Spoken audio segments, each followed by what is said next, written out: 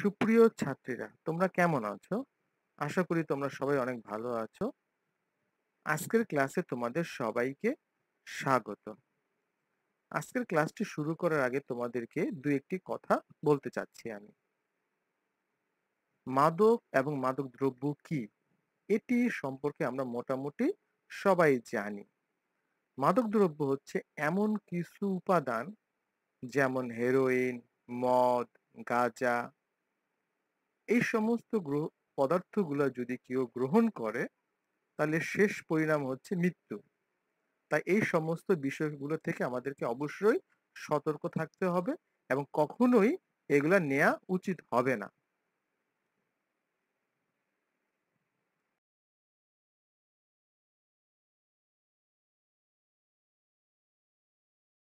পরিচিতি: আমি মোহাম্মদ শওকত হোসেন, সহকারী অধ্যাপক, জীববিজ্ঞান বিভাগ, Keraniganj girls school and college, Keraniganj, Dhaka. বিষয়: জীববিজ্ঞান প্রথম পত্র, উদ্ভিদ বিজ্ঞান, একাদশ দ্বাদশ শ্রেণী। আজকে চ্যাপ্টারের নাম কোষ ও এর গঠন।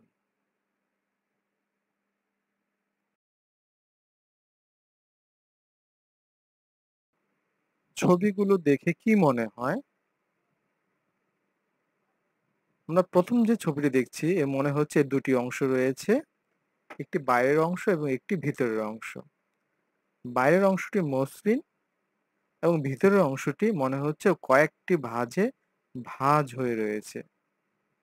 এটি হচ্ছে জীবকোষের জন্য একটি উল্লেখযোগ্য কোষ অঙ্গাণু। দেখি কে কে বলতে পারে এটি জীবকোষের কোন কোষ অঙ্গাণু।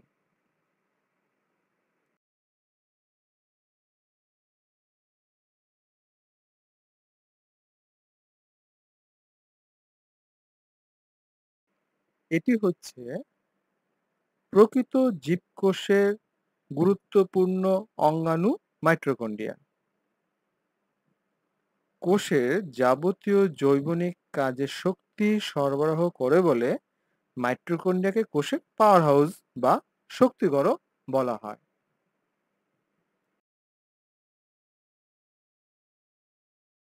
শিখন ফল: এই পাঠ শেষে শিক্ষার্থীরা মাইটোকন্ড্রিয়া কি তা বলতে পারবে, মাইটোকন্ড্রিয়া চিহ্নিত চিত্র অঙ্কন করতে পারবে, মাইটোকন্ড্রিয়ার গঠন ও কাজ সম্পর্কে জানতে পারবে।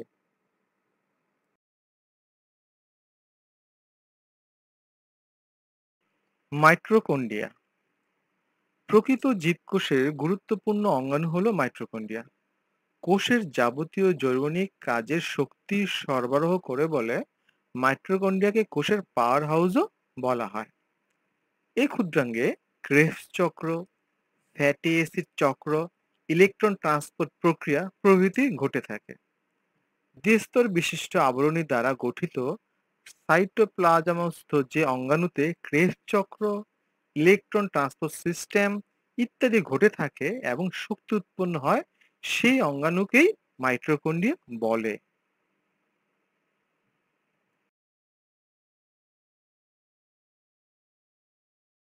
আবিষ্কার ও নামকরণ: কলিকার 1850 সালে আলোক অণুবীক্ষণের সাহায্যে সাইটোপ্লাজমের নানা আকৃতি বিশিষ্ট এসব ক্ষুদ্রাঙ্গ আবিষ্কার করেন এবং 1898 সালে বেন্ডা এই ক্ষুদ্রাঙ্গগুলোকে মাইটোকন্ড্রিয়া নামকরণ করেন।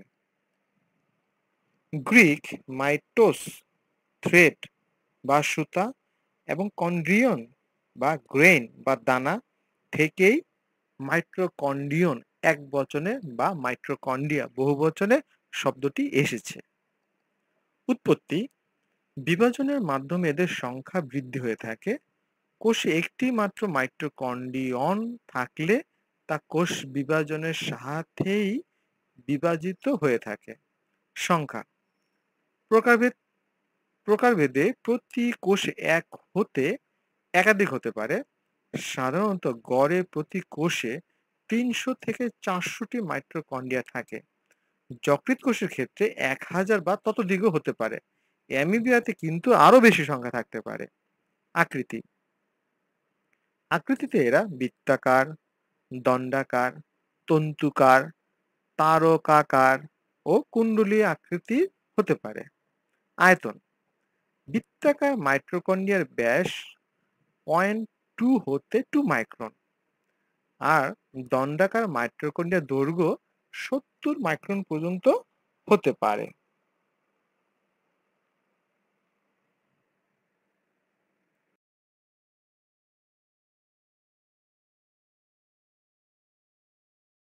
আমরা এখানে যে ছবিগুলো দেখতে পাচ্ছি এগুলো হচ্ছে মাইটোকন্ড্রিয়ার ছবি।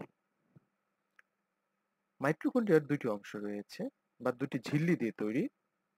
একটি হচ্ছে বহির্ঝিল্লি বা আউটার মেমব্রেন, আরেকটি রয়েছে অন্তঃঝিল্লি বা ইনার মেমব্রেন।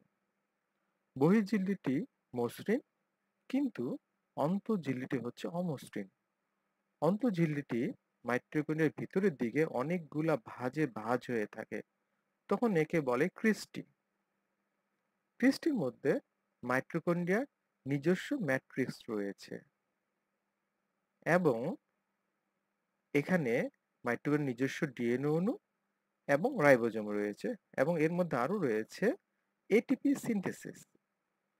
অন্তঃঝিল্লি এবং বহির্ঝিল্লির মাঝখানে কিছু ফাঁকা জায়গা রয়েছে, যাকে বলা হচ্ছে ইন্টারমেমব্রেন স্পেস।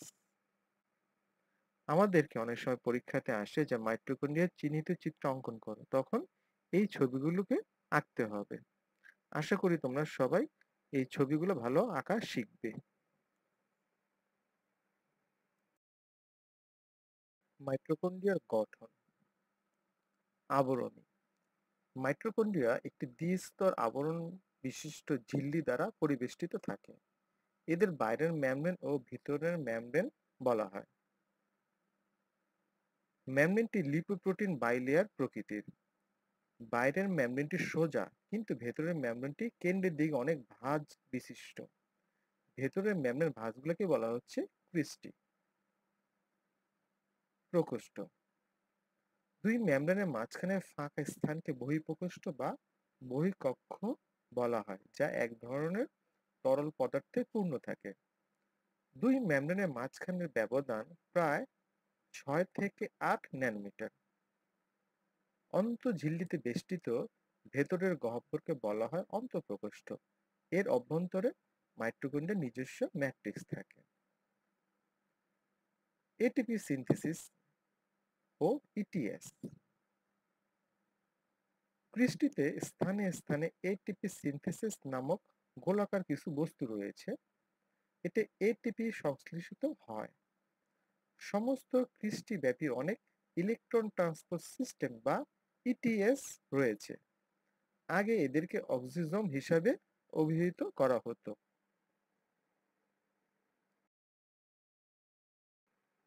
ডিএনএ: মাইটোকন্ড্রিয়ার নিজস্ব বৃত্তাকার দ্বিসূত্র বিশিষ্ট ডিএনএ আছে। রাইবোজোম: মাইটোকন্ড্রিয়ার অভ্যন্তরে রাইবোজোম পাওয়া যায়। এটি 70S প্রকৃতির। এটি বিভিন্ন এনজাইম সংশ্লেষ করে। অন্যান্য উপাদানের মধ্যে মাইটোকন্ড্রিয়ার অভ্যন্তরে প্রোটিন, লিপিড, বিভিন্ন ধরনের এনজাইম, কোএনজাইম এবং আরএনএ ইত্যাদি থাকতে পারে। মাইটোকন্ড্রিয়ার রাসায়নিক উপাদান: মাইটোকন্ড্রিয়ার শুষ্ক ওজনের প্রায় 65% হচ্ছে প্রোটিন, 29% হচ্ছে গ্লিসারাইড সমূহ এবং 4% হচ্ছে কোলেস্টেরল। লিপিডের মধ্যে 90% হচ্ছে ফসফোলিপিড, বাকি 10% হচ্ছে fatty acid, carotenoid, vitamin E এবং কিছু অজৈব পদার্থ থাকে। মাইটোকন্ড্রিয়ার ঝিল্লিটি লিপোপ্রোটিন সমৃদ্ধ। মাইটোকন্ড্রিয়ায় প্রায় 100 প্রকারের এনজাইম ও কোএনজাইম রয়েছে। সম্প্রতি মাইটোকন্ড্রিয়ায় কিছু ডিএনএ, আরএনএ ও রাইবোজোম পাওয়া গেছে।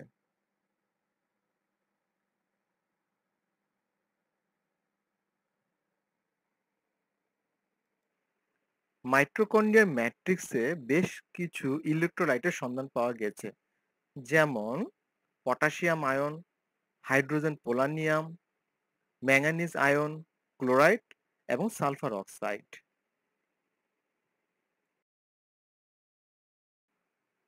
মাইটোকন্ড্রিয়ার কাজ: কোষের যাবতীয় কাজের জন্য শক্তি উৎপাদন ও নিয়ন্ত্রণ করা, শ্বসনের জন্য বিভিন্ন এনজাইম ও কোএনজাইম মাইটোকন্ড্রিয়া থেকে পাওয়া যায়। শ্বসনের বিভিন্ন পর্যায় যেমন ক্রেবস চক্র, electron transport system, oxidative phosphorylation ইত্যাদি মাইটোকন্ড্রিয়ার অভ্যন্তরেই ঘটে। মাইটোকন্ড্রিয়া শক্তির নিয়ন্ত্রিত নির্গমন নিশ্চিত করে। কিছু পরিমাণ ডিএনএ ও আরএনএ তৈরিতে অংশগ্রহণ করে। মাইটোকন্ড্রিয়া স্নেহ বিপাকে সহায়তা করে। এডিপিকে এটিপিতে পরিণত করার মাধ্যমে উচ্চ শক্তি বন্ধনী সৃষ্টি করে নিজের দেহে সঞ্চয় করে রাখে। এভাবে কোষের যাবতীয় জৈবনিক কাজের শক্তি সরবরাহ করে বলে মাইটোকন্ড্রিয়াকে কোষের শক্তির গড় বলা হয়।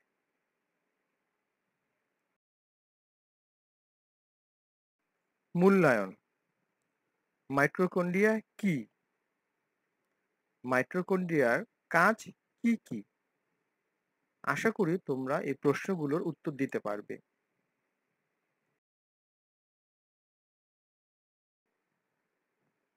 বাড়ির কাজ। মাইটোকন্ড্রিয়ার গঠন বর্ণনা করো।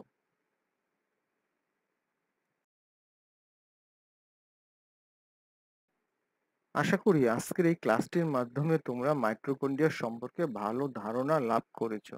আমার ক্লাসটি করার জন্য তোমাদের সবাইকে অনেক অনেক ধন্যবাদ।